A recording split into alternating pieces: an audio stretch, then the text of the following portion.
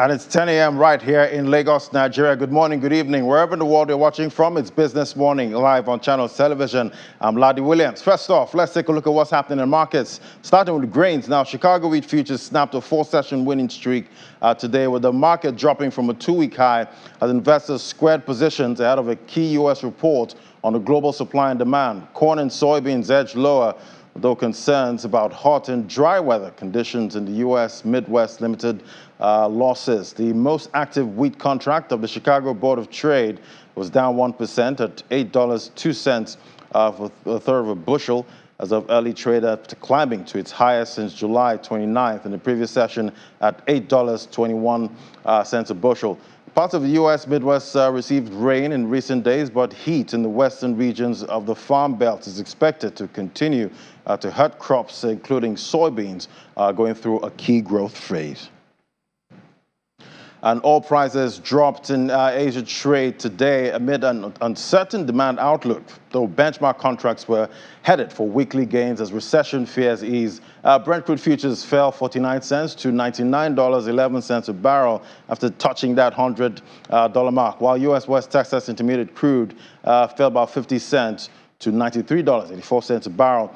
Brent was on track to climb more than 4% for the week, recouping part of last week's 14% tumble, its biggest weekly decline since April 2020, amid fears that rising inflation and interest rate hikes will hit economic growth and fuel demand. And developing Nigeria's digital economy is the focus at Lagos Chamber of Commerce and Industry's 2022 ICTEL Expo. And also ensuring efficient digital infrastructure in Nigeria is the theme of this year's Expo. And LCCI believes private capital investment is key at this time. Do take a listen.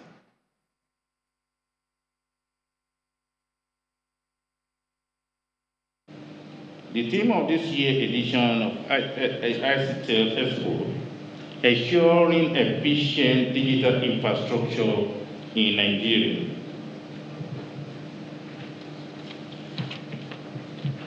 The announcement and the target of 40 billion private capital investment in digital infrastructure for 2020 by 2025, besides the 1 billion in private equity. We strongly believe that this initiative by government, if appropriately executed, will not only provide enabling environment for vibrant digital economy, but will impact significantly on job creation, both business, and enhance entrepreneurship and minimize criminal tendencies. Now to our first conversation. The Lagos short-let market has been generally on an uptrend due to accelerated demand against the backdrop of the pandemic. But now let's take a look at how the market is looking with rising inflation, increasing diesel prices. Joining us now is Dolapo Omidire, CEO Estate Intel. Join us right there. Great to have you on the program. Omidire, CEO Estate Intel. Good morning. So how's the long and short stay market looking at this time with all of these headwinds? What we've seen based on analysis is that over the past 3 years, the short-let market has grown by about 263%. And that's really in the total amount of listings and rentals that people are putting onto the market. Right now, there's a lot of pressure because operational costs are rising, inflation is going up, diesel is going up. And as you know, with short-let, it's an all-in price for occupancy. So there's no extra fee that you're going to be collecting. So what that means is that people are having to increase their prices. They're trying to increase their prices to accommodate for this change in the market situation at the moment. And looking at the market right now, where do you see interest? When we're looking at areas to situate most of these short-let investments. I think there is coverage across the city, but based on the research that we've done, we see about north of 6,500 active rentals, and most of them are focused within Ikoyi, Lekki Phase 1, Ikeja, and Victoria Island. So that's where we see a bulk of the stock. Now, the performance can vary across the locations. Even outside those regions, you still have high-performing shortlets. But in terms of the size of each individual market, those are the top four that we're seeing the most. And why other areas not getting, this kind of attention, we're seeing with Lekki? It's about the amenities. So if I'm going to a short stay apartment, I'm looking for convenience, I'm looking for access to either business hubs where I can go to work or access to leisure and other amenities. So if I want to go out to work, VI Ikoyi, Lekki Phase 1, an ideal place to do that. There are lots of restaurants, there are lots of bars, other commercial things like banks, etc. They're all very clustered and concentrated in these areas. And for Ikeja as well, on the mainland, that's where you also have a similar cluster. So that's where you find most of the activity. I still think, or this doesn't mean rather that there isn't activity elsewhere. Ikate has quite a lot of units as well, and even going down the Lekki corridor and other regions. But in terms of the largest amount, I think the access to amenities and proximity to where all the action is why those regions are right at the top of the list. All right, let's look at long stay and short stay now. Which one is getting more attention in your opinion? It's hard to say, but I mean, I think it's a bit of a balance. Now, if we look at the drivers of this market, we have people coming from the diaspora. There is the professional expat market, and then what I can call young and liquid professionals, and people just looking for a staycation. So it's a balance. Most of those are actually more short stay type. Which I would say is ranging anywhere between 50 to 30 days. But you do have longer stay demand for more of the business professionals that are here for 3-6 months and probably don't want to stay in a hotel, but they're not here long enough to rent an apartment for a year. And what would you say, are the key, drivers, for this short stay market? Yeah, no. It's just like I mentioned, the diaspora and the young liquid professionals, we can term them, also business professionals. And one thing that we noticed post-pandemic or during the pandemic rather, was that once a lot of the hotels closed up, it redirected quite a lot of demand to the short stay market, which of course wouldn't involve you going into a 150 room facility, most of which were closed anyway. So I think that's what we're seeing driving the market. And to some degree, it can be seasonal. With the diaspora market, you see that, of course, it's going to be during wedding season, December, sometimes during summer, that the volumes significantly increase. But other parts of the year, it's not completely down because the other segments that I mentioned still keep occupancy up to a degree. And some investors looking to come into this market now, what do you think they should be looking at before diving in? Because obviously it's not that straightforward. I completely agree. And I think to some degree, or rather, quite a lot of people think that it's just really about renting an apartment and furnishing it and just listing on Airbnb. To really be successful with short stays, what you want to do to ensure that you can guarantee that occupancy is one, have staying power. And also be able to pay attention to the finer details for the operational aspect of the facility. If you want that occupancy, you're going to need to invest in the right type of furnishing, the right type of fit out, and the right type of management quality. So even if you don't have a facility manager, the process around ensuring that things are clean, things are well maintained, things can be repaired if they're fixed, that's really what will differentiate a non-performing shortlet alongside with another. This is in isolation of all the other basic things like, is it in a good location? Is the property decent? But that operational aspect is very important, and I think it's one that sometimes new investors underestimate. And can you paint a picture of what the value chain of this market actually looks like? When you say value chain, what do you mean? Like from, an investor perspective, now you're investing in, you see this property, you say, okay, I want to invest in this one. What else, what other industries benefit, from this sector? Oh, sure. I think the service industry, when it comes to support, like support staff. So if people are just renting regular houses, it was probably most likely might be maintained internally. But by the time you are listing an apartment and you're putting it on the market for short let, most likely you're going to create a small operation to ensure that it's managed. So in terms of, say, additional people employed, we're looking at real estate professionals sometimes, a few more cleaners and people that are going to be doing the management of the facility. I think that's probably the first layer, the primary people we can say that are impacted. Outside that as well, I think the more people pay attention to that design and that finishing, interior decorators are also probably enjoying themselves now doing fitting out and furnishing short-let apartments for their respective investors and clients. Yeah, quite interesting because I've seen some really nice designs on social media, and they look quite good. But how is it inflation and rising cost of diesel? How is it impacting that market really? Yeah, I mean, I mentioned in the beginning with short stay, you are paying a flat rate per day. Negotiated, you can do a weekly or a monthly rate, but the headline cost is usually a daily rate. And this rate it has to account for everything: the services, the power, the whatever. It's all in. So what that just means is that if I'm guaranteeing you 24-hour power in your short-let unit and you're still paying the same rate that you were paying when diesel was 300, or you're still paying the same rate when inflation was a completely different figure, that means I'm going to be suffering and it's going to be eating into my return. Now, short-let returns are quite attractive, and I guess there is some room for that to be reduced for at least those who are seeing good occupancy.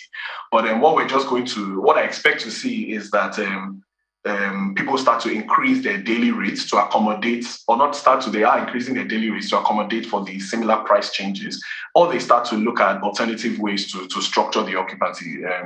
Maybe power is not going to be 24 hours in all the short-let units, but that's how people are trying to account for that change. Right. And if I'm a first-time investor looking to dive into that market, what should I be looking at? You know what I'll say, if you're a first-time investor, I would be very cautious. Of course, it's a difficult period now, but I think in the next 2 to 3 years, or it's not even that far out, let's say 1 to 2 years, we have quite a lot of institutional demand from domestic investors and really big long-term players in the real estate industry. When people have seen how attractive the short-let return has been over the past 2 to 3 years, and we're seeing purpose-built facilities under construction and are expected to be completed in the next 12 to 24 months. So as these facilities finish and they're purpose-built, apart hotel style, really well structured, in comparison to the ones that pretty much people are just doing, okay, I found this house, I'm going to cut it up into units, and I'm going to rent it. That purpose-built stock is most likely going to perform much better, and it might be well managed, and it will be able to mop up demand from all the regular type rentals. So people who are trying to enter need to make sure that their units can perform well in a high supply environment. I think the summary of what I'm trying to say is there's a lot of supply coming onto the market, and a lot of the supply is going to be high quality and purpose built. So if you're looking to develop or looking to enter this space or stay in the space, what you need to do is make sure that your unit can survive in a high supply environment. And what that just means is that you need to make sure it's well managed, well specified, and it's just good quality. It can't just be something that's passive. You really have to be intentional about ensuring that the unit that you're trying to get people to stay in is really good. And I think in that case, you'll be able to survive. But if it's not something you can do, then I would be extremely cautious and potentially just take a wait and see approach over the next 2 to 3 years. And obviously, every investment, comes with, some risk. What are the risks in this market? What do they look like? I mean, the clearest one is just occupancy, low occupancy. So if you finish your unit and you develop it and you put it onto the market, put it on Airbnb bookings, you tell a couple of agents, if you can't find tenants, that is the biggest risk. I mean, there are different ways. It's usually hard in the beginning. And you apply discounts just so that you can get some traction. But the biggest risk is not getting that occupancy. And the real thing to do to mitigate that is, one, speaking to investors, doing some research to understand, okay, in this area, what type of units it does well? Is it the 1 beds? Is it the 2 beds? Is it the 3 beds? Do I need to do a very extravagant furnishing? Or can I do something standard and clean and simple that will perform well? So it's that additional research that one can do that would really make it easy, or it will de-risk it to some degree. But I think the biggest thing, or the glaring risk, is just not being able to find occupiers for your property. Quite interesting. But how is technology, playing into that market?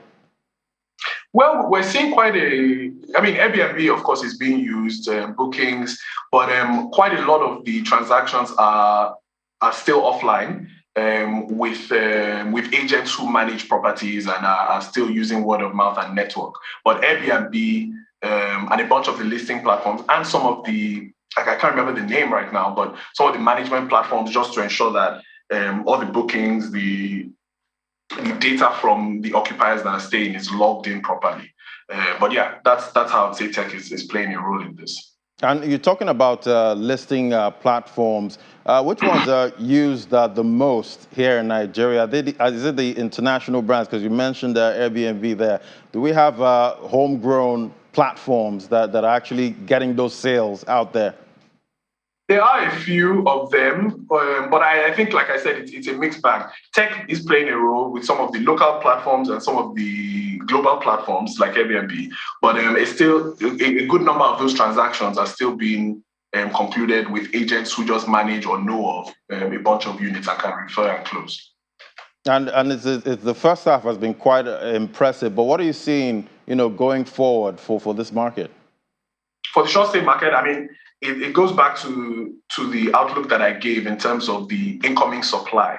Incoming supply is something that we've seen across a lot of markets. In the office market back in say 2008 to 2014, it was fantastic, and quite a lot of investors saw that, and that led to a really big supply dump in 2015, 2016, and that has put pressure on the office market since then. We're seeing a similar thing happening in the short stay space. So I think it's really important that if you are looking to deliver, especially in large quantities, you need to make sure that you are staying abreast with what is going on and you are sure that your unit can survive. Yeah, so much to unpack there, and investing in that market, obviously it comes with risk, but I guess the benefits the benefits are not so bad. All right, now let's look at more of the commercial spaces now. How have they performed this year? It's an exciting one, and I think my opinion only recently just changed. Like I mentioned, the office market has been under pressure, and as the economy has contracted and has really not been in a good space, it just means that really big businesses as well who can take up office space are not going to be expanding. But I think this year has really been good in that a lot of the large spaces, and we're talking grade A, grade B office buildings in Victoria Island, Ikeja, or rather Victoria Island, Ikoyi, and the prime ones or the grade B plus ones in Ikeja are not doing badly. Post-COVID occupancy rates have definitely grown. And even though they're not saying 90, 100%, they're getting into the comfortable 70s and 80s, especially the really big buildings. So I think that's one positive that we can look at.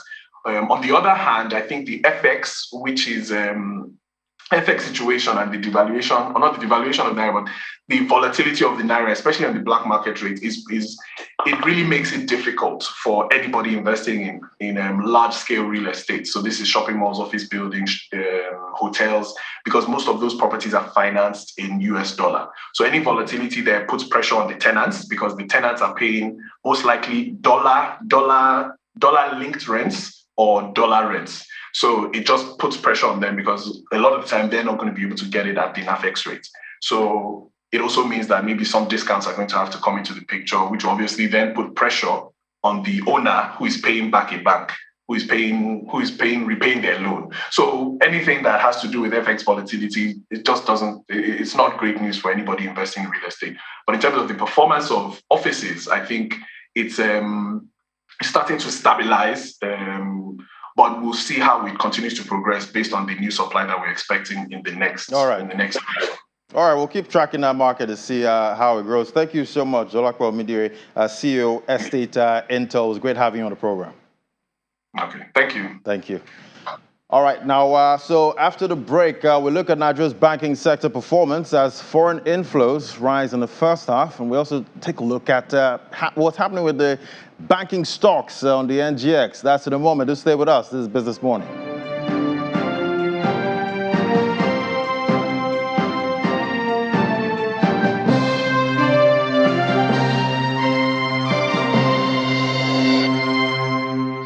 Welcome back. You're still watching Business Morning live on Channels Television. Now to our next conversation. The Nigerian banking industry attracted about $1.47 billion as capital inflows in the first half of 2022. That's an increase of about 109.8% compared to $698.2 million received in the second half of last year, and 46.5% higher than the $1 billion inflows recorded in the corresponding period of 2021. Let's drill down now on these numbers. We have Damilola Lukman, a financial sector analyst at Chapel Hill Denham. Join us right here. Great to have you.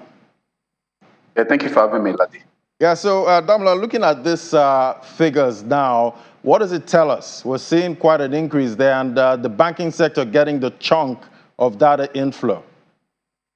Yeah, over the past few months, starting from 2021, the banking sector, has been at the front burner of driving capital flows, into the Nigerian economy, especially given the renewed, interest in Nigeria's fintech space. So we've seen big venture capital firms, outside of Nigeria, and also angel investors, just pumping money into the fintech space. And, that continues to drive significant foreign inflows, into that segment of the economy. And if you also recall as well, the last half of 2021 as well, also saw massive inflows, into the banking sector as well, largely on the back of the various capital market issuances, particularly on the external leg, we saw last year. Access Bank, last year tapped into the Eurobond market. UBA Fidelity Bank, we're also recipients, in that market as well. And like I mentioned before, coming from the second half of 2021 down into 2022, we've seen strong flows just coming to the Nigerian banking sector. And given the low base in the first half of 2021, so that sort of bloat the numbers, we saw for the first half of 2021. But if we were to do it comparing with what we saw in the second half of 2021, then the numbers might not be as high as what we saw. Yeah, but it's good news. It's positive for the economy, and I think it's something to cheer for investors. Quite positive. But do you see that carrying on, going further into the year? Into the year, given the higher interest rates and the reverberating effect, that has on Nigerian corporates, particularly the banks, I don't expect to see sizable Eurobond issuances. That's if we even have any, given where yields are at the moment. So the major channel for capital flows, will still be angel investors or large venture capital firms, just pumping in money into the fintechs and into the and into other financial institutions. And given that we will not see capital market flows, capital market related flows, into the economy, I would expect the number to be somewhat elevated. So compared to what we see in the second half of 2021 and also coming into first half of 2022, we might just see the number, flatline or moderate, slightly, given the persisting macroeconomic conditions. Right, and looking at some of these banking stocks now, we've been seeing they've not really performed well this year. Talking about the NGX, what's happening with those stocks? What would imagine that a market that has delivered about 17.09% year-to-date performance, what would imagine that the banking sector would be at the front burner of that index, performance. But then what we've discovered is over the last 3 years, the telecom sector has gradually replaced the banking sector as the major driver of of the index performance. And we are now beginning to see investors, tilt their interest from the banking sector to other sectors of the economy. For 2022 specific, the interest we've seen in the Nigeria's equity market, has not been well spread. We've just seen investors, pitch their tent towards sectors that are recovering and sectors, that promise higher, significantly higher earnings growth. And if we are to look at things from that perspective, the banking sector, given the lingering challenges, does not have so much to offer, for investors. So what we are seeing at the moment is various investors, are just selling off their banking sector stocks and are buying, pitching their tent, with telecom sector stocks, like Airtel Africa and MTN, and also some consumer names as well, which are on the path of recovery, in 2022. So that likely underscores the lackluster performance, we've seen on the banking sector names so far in 2022. All right, with some of these big banks, not released their earning reports yet. What are your expectations, for those earnings? For half-year earnings, we expect a somewhat bittersweet experience, for banks. We've seen interest rates, just crawl up from where they were, last year. The Monetary Policy Committee, has increased interest rate by 250 basis points. And that has severe implications, for banks. And for us, we think the tier 2 banks, which have more expensive deposits, will be at the receiving end of the Monetary Policy Committee's decision. So in terms of earnings, we might start to see moderation in earnings, for most tier 2 banking players. And for banks like GTB, we are expecting to see significant rebound, in their earnings, given the low base last year. And we think the interest rate trajectory alongside the FX outlook, if you see significant depreciation in the FX, at the high end window, we think those two factors, would be the key drivers of earnings, for banks going into this year. So while we expect the tier 1 banks to perform quite good, on an half-year basis, we think the tier 2 banks, might experience some pressure, and going into the rest of the year as well, that might also impact earnings for them. So for us, we think it's a good and bad story depending on which bank and their size. And, recently we saw the MPC raise rates, about 2 rate hikes we've seen. How has that impacted the banking sector? Yeah, like I mentioned before, I think it's going to impact the banking sector earnings.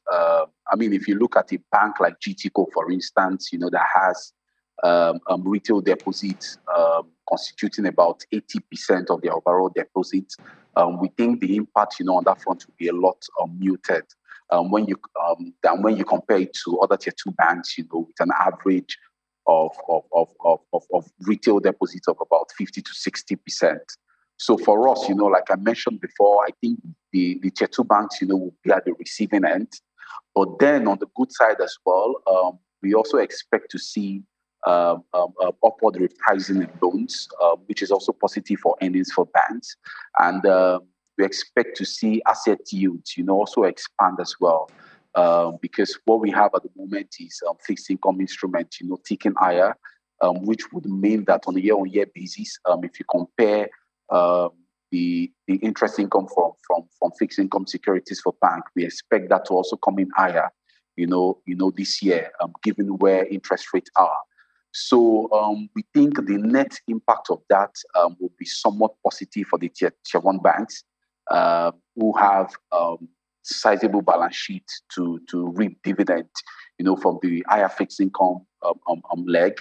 And who would also suffer little impact, from the funding cost leg as well. So we think the net impact, for most tier 2 banks, might be negative, while tier 1 banks, like GTCO, Zenith Bank, UBA, FBNH, might be at the receiving, might perform, better, compared to their tier 2 counterparts. And looking at the international debt market now, we're seeing, most of these countries hiking rates. How do you see that impacting the Eurobonds market? Yeah, it has impacted the Eurobond market, significantly. Access Bank last year, issued 2 Eurobonds. The Access Bank perpetual Eurobond, was issued at 9%, and the 5-year Eurobond, was issued at around 6% levels. But it will surprise you to know that due to the translation effect impact of the higher rate in the developed market, we've seen those Eurobonds, expand to double-digit levels, which, depending on how you see it, can be positive or negative for investors. For investors who already bought these Eurobonds, when they were single-digit, you might be negative. That's looking at things from a mark-to-market perspective. But then for investors who are looking to position or who are looking to invest, at the moment, they could get those instruments, at cheaper levels. So for us, we think the impact have just driven Nigerian Eurobond yields, have expanded Nigerian Eurobond yields, across the curve. But then when you look at the risk environment, for most Nigerian banks, we think this Eurobond yields, might be overblowing things, out of proportions. For most Nigerian banks, their capital adequacy ratio, at very impressive levels, and we don't see any significant threat, to their earnings, going forward. So whilst yields have expanded, we think it's a good entry point, for investors looking to pitch their tent in that space. All right, Damilola, we'll keep tracking that industry. Thank you so much, Damilola Olukwono, a financial sector analyst, Chapel Hill. Dan, it was great having you. Thank you for having me, Ladi. All right. Have a nice day. You too. All right, now for the markets, now we have Ini joining us. We had that red close yesterday. Yeah, Ladi, well, I think I have to find you first. You got to my boundary, talking about markets with Olukwono. I know, right? Because I was interested in those banking stocks. They've not really been doing anything. And it's good you talked about, the fact that rates are ticking up in the international and how it's affecting Eurobond. Yeah. And then we see, even though yields are going up, we see that the fixed income space is still very, very quiet, which is what he's saying. He's saying, well, it's a good place for investors to get into the market. But I think a lot of investors, fixed income investors in Nigeria, they are not taking that. They're shying away from that one at this point. I think it's more of, well, let's keep our fingers crossed that we always say. Yeah, it's all about beating inflation right now anyway. All right, so there we see that the equities market is back in the red, even though it's not very much, but 0.12% is what we see. The market dropped by yesterday. Profit taking, obviously, once you see that some stocks have gained, then some people just want to get in and make the most of it. That's what we saw that brought the market down. But I mean, we still have the 50,000 level there. But we have lost that 27 trillion naira, 26.97, almost 27. But we don't have the 27 trillion naira. We look at the activity chart and see how that looks like. Yesterday, total volume traded was down. That's why it's in the red, more than 50% compared to the day before. Value was in the green there, and volume also. Volume was in the green, and but the market was still down anyway. Now let's look at the sectors. Now we had Olukwono talk a lot about what's going on in the banking and all of that. The banking has serves as a barometer to tell us what's sentiment in the market. But yesterday it was in the markets was in a positive sentiment. So there you see the banking was up and consumer was down. Industrial was in the green, as well as insurance. Oil and gas has not been moving a whole lot for some time now. So we see there. And then the market breadth was positive, as I said earlier. 19 tickers gained and 14 lost yesterday. NACO, FCMB topped the gainers list. So even though the banking was in the red, FCMB topped the gainers list yesterday. Giants Bank bank was actually on the other side. Now, let's see the next slide right there. There you have it. Moving to the fixed income market that Olukono talked about. Very quiet. It's been really, really quiet. I don't know what's going to save this market at this time. For the federal government bonds, just 7 deals yesterday worth 1.3 billion naira. Let's see the Treasury bond. There you see 28 deals yesterday worth 12.4 billion naira, but it still tells us a whole lot that the market, even though yields might be looking that it's going up, but a lot of people are not showing a lot of confidence in the market. It's still bearish sentiment. The NTB secondary market really quiet these days. Yields was unchanged yesterday anyway. And let's go to OMO, the open market. There 7 deals yesterday worth 42.3 million naira, and there we see that February next year. This has been really interesting. You know, that has been in the eye of the handful of investors who have had interest in that market recently. Okay, so let's see. The next one will be the central bank bills. Had 10 deals yesterday worth 18.6 billion naira, and I think from there that will go to the unlisted market. It's still holding that 1.01 trillion naira, closed positive yesterday, 765. We'll look at the activity charts for yesterday now for the NUSD. There you go. 9 deals yesterday worth 2.68 million naira, and volume was 111,000. So markets are really quiet at this time.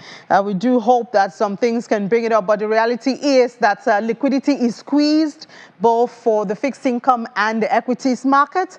And so even when, for instance, in the equities market, once we have a dip, then we see some investors go in, and before you know it, there's profit taking, and then it goes back again. But well, these are the realities of today. We do hope that after the elections, we'll have our lives back in the market. Ladi, I can't wait for this election to come and go, because there's a whole lot of uncertainty that is surrounding investors' sentiment, investors' decision, because they just want to see what direction the country will take. You know, I mean, we have a lot of things to deal with. We have the war going on. Exactly. The spillover effects so much. that spreads down here and all Taiwan, of that. China, you know, simmering. I don't want to go there. I don't really want to think about it. You know, we have Russian invasion going on. I don't want to believe we'll have another program that will be focusing. That'll be very interesting. But you know, looking at where we are right now and seeing how Kenya, you've seen how their local bosses actually, you know, reacting trending upward. Positively. Yesterday, I mean, it's so interesting that investor sentiments are so connected to everything that happens. Exactly. I mean, you'd have thought, oh, they're investors, they just put their money and wait to see it grow. But we have come to learn, we have come to learn that everything is connected. The economic parameters, the political parameters are connected to how the market moves. And so your money will be involved in that. You watch everything happening. You watch everything happening. You watch government policies, regulation, and implementation of those policies. If not, I mean, you but just... But what's your bet for close today? What are you seeing? Oh, it's a Friday. Friday. It's a Friday. Well, the drop wasn't so much. Just maybe we might see some kind of uptick. I don't think so. For Friday. I don't think so. All right. I'll wait for your report at night. All right, we'll check that out. All right, laddie. All right. So that's it. Thank you so much, Eni. Well, we'll head to the break now. When we come back, we'll head to London. That's the moment to stay with us.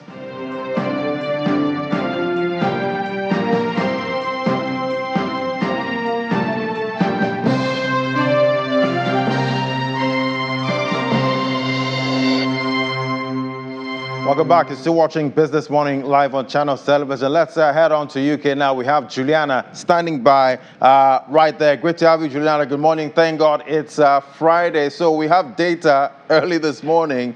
We see that contraction. How's this being digested over there?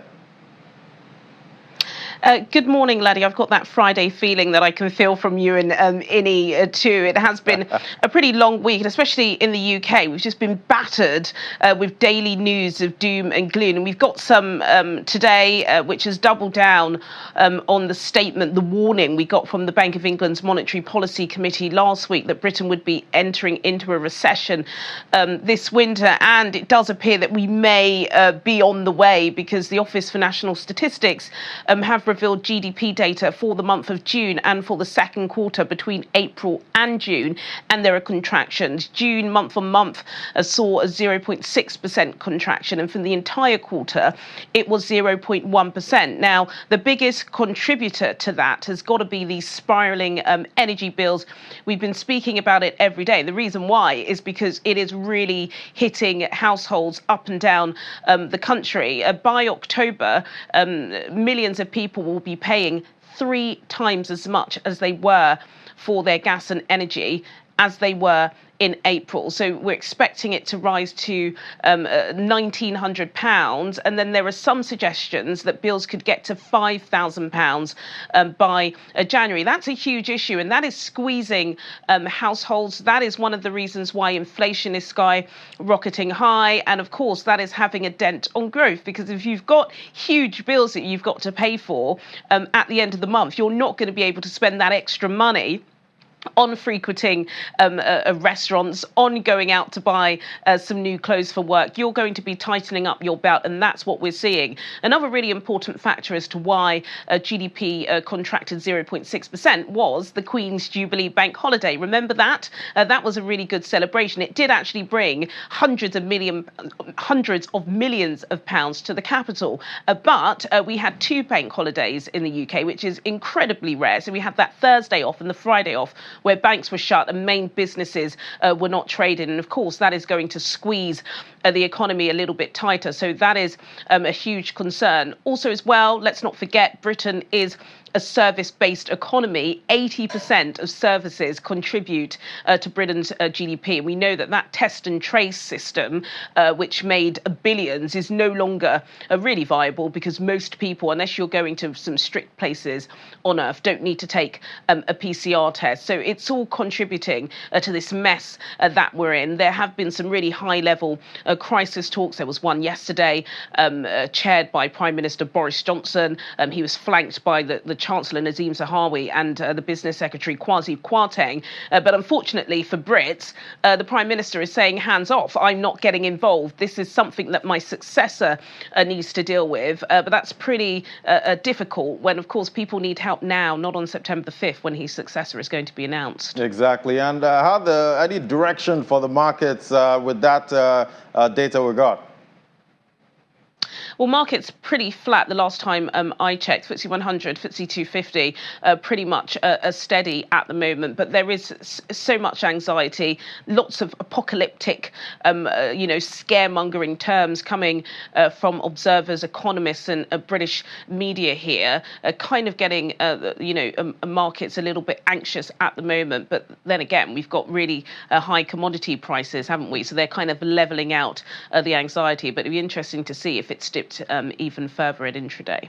All right, well, we'll check out what's happening at intraday later at 1:30. Thank you so much, Juliana. Thank you. All right, now let's head on to the markets. Now we see, let's see the sentiment in the crypto market. Right now we see it's about 42 points or 41 points. Still fear we're seeing in the market right now. Might be getting to greed at some point, because we've seen, the market actually react positively to that CPI US data. Let's look at the market cap now, $1.14 billion. That's down about 1.61%. We see volume traded in the total crypto space there, $79.39 billion there, up 14.31%. Bitcoin dominance, 40.03%. This has been ranging at this 40% range for a while now. Let's look at the price of Bitcoin there. We see $23,964, down 0.07%. We're seeing a minor pullback this Friday. I know Fridays are known for either sell-offs, but mostly sell-offs. But now volume is $33.44 billion traded in Bitcoin this morning. Now let's look at Ethereum there, $1,891, down 0.24%. Mild pullback we're seeing also with that, because Ethereum traders are anticipating strongly that $2,000 Ethereum with the Ethereum merge and Ethereum becoming a proof of stake blockchain there. Volume traded $20.50 billion. Let's look at the top alts by market cap there. We see it's mixed sentiment there with BNB $323, down 0.21%. We see Cardano there, 52 cents. That's down 0.04%. We see eCash, XEC there, less than a cent, up 0.34%. XRP, 37 cents. Still acting much like a stable coin. This one, XRP, is up 0.18%. Let's bring in Olumide Additional now, this financial market analyst. Hello, Olumide. Hello, Ladi. Good morning. Good morning, Olumide. Great to have you. So it's buzzing over social media now about Ethereum, becoming a proof of stake blockchain, and there's a date, for that. What do you see happening till that date gets here? Yeah, actually, it's been reported that the merge will occur around September 19, but some developers are saying that it might come earlier, and that's really bringing so much excitement in the crypto market. You could recall that some months back, Ethereum was trading just a little bit above $800 before, and now oscillating double the price. Now it's even going as much as $1,900. But it still remains uncertainty in the market. You could see that S&P Global recently gave a negative outlook on one of the leading crypto exchanges. I'm talking of Coinbase, and that's because of the ecosystem, the uncertainty and price pressure, and the fact that the US Fed still is going to fight inflation, despite we seeing the CPI numbers moderating some days back. So it's really much more mixed. But the exciting thing is that we're seeing the ecosystem evolving and becoming more sophisticated. Binance, recall, recently announced the fact that most of the funds stolen from Curve.finance have been recuperated and working with law enforcement. That somehow brings more credibility to the space. And, that is why you're seeing Bitcoin right now just moderating from its daily highs. All right, Olumide. Well, it's a Friday. What are you seeing going into the weekend, talking about price action? Well, look at historicals. Weekends are usually times where you don't want to predict because the Asians and Americans usually stay off the market. But, being a 24/7 market, one will expect that volatility will still come in play. But, price drawdowns usually occur on Sunday. So it's pretty much very unlikely for us to see Bitcoin breaking above $25,000, except we see strong fundamentals. But interesting things are like BlackRock already creating exposure in Bitcoin ETFs. We saw Charles Schwab, $1 trillion fund manager, also creating exposure in those markets. So interesting times, and I think it just tells you that the crypto market is here to stay. All right, Olumide, thank you so much. We'll keep tracking to see how it all plays out. Well, that's the analysis for today. Now let's see the top 5 gainers. See ANKR there, big move up, 40.58% at 4 cents. And we see Bitcoin Gold there, one of the forks of Bitcoin, $31, up 7.72%. Flip over to the losers counter now. We've seen quite a number of losses this morning, with Rune there down 7.90%. And we see Lido Dow, $2.58, down 6.41%. So it's a mixed market and not looking so bad at this time. And that's all we have for the program today. Don't forget to join us by 1:30 on Business Incorporated for more updates and developments in the world of business. Remember, you can watch this again on our YouTube channel there. Just go onto YouTube, search for Channels Television, and don't forget to subscribe. Thank you for watching. Enjoy the weekend. Bye for now.